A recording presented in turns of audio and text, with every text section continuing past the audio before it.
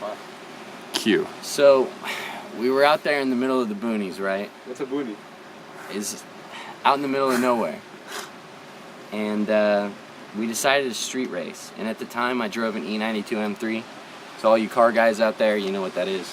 6-speed manual. And for the non-car guys, what is that? Is that fast? Yeah. It was a fast car. And like, that was back in the days where my parents would buy me cars and shit. I fucked up, so.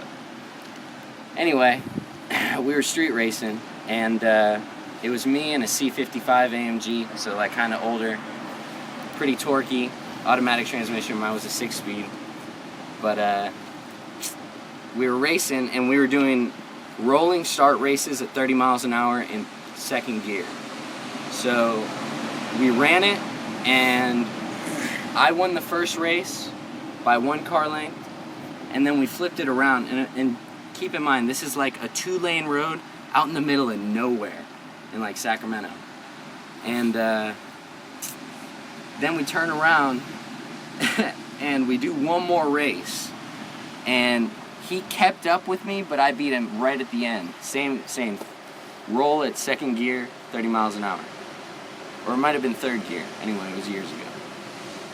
But then a cop pulls in out of nowhere, and it's a group of like 10 cars parked, right? Just a bunch of dudes with their cars, and they're all like, you know, watching this race.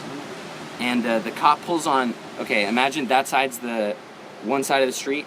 Me and him pull on this side of the street. And I get out of my car, and I look over at the cop, and he looks at me and he's like, shut off your engine, take your keys out of your car, and come over here. And he stood over there, and I was like, okay. Like, I'm on probation. I'm fucked. Like, this is, like, insane. So, like, I made the most rash decision I ever made in my life. And I got out of the car, and I walk over halfway across the street, and I say, okay, excuse me, officer. I left my wallet in my car. Can I grab it real quick? Like, my heart's racing because, like, this shit's coming back to me.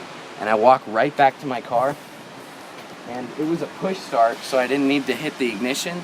So I just hopped in, hit the push start, fucking peeled out of there, and I was just bullet down this road, doing like 100 plus.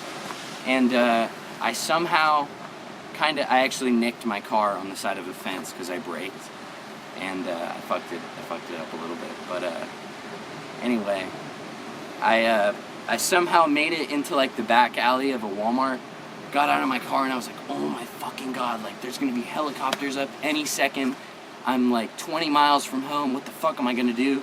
My car's kind of fucked up. So like, I sat there for an hour just like thinking to myself like, all right, I'm going to jail tonight. Just drive home and see what happens. So then I fucking drive home, and the whole time I'm just like doing like granny shifting, dude, like second to third at like 2,000 RPM. I'm just like looking up in the sky like, where the ghetto birds at? You know what I'm saying?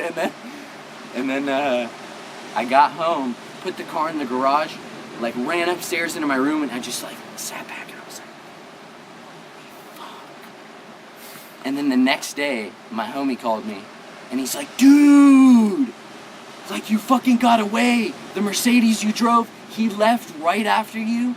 Like he tried to escape too, and the cop ran his plate, and he caught him, but nobody there ratted you out.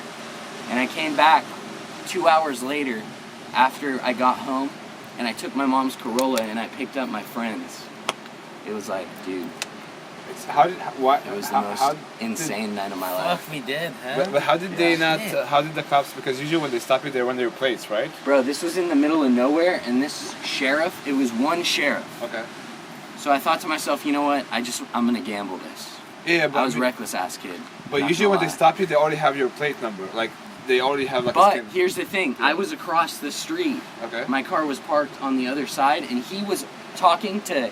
Literally, imagine 9 cars parked on the other side. Gotcha, sorry. He had so much to deal with. He had other dudes, and none of them got in trouble. They only fucked the Mercedes I was driving.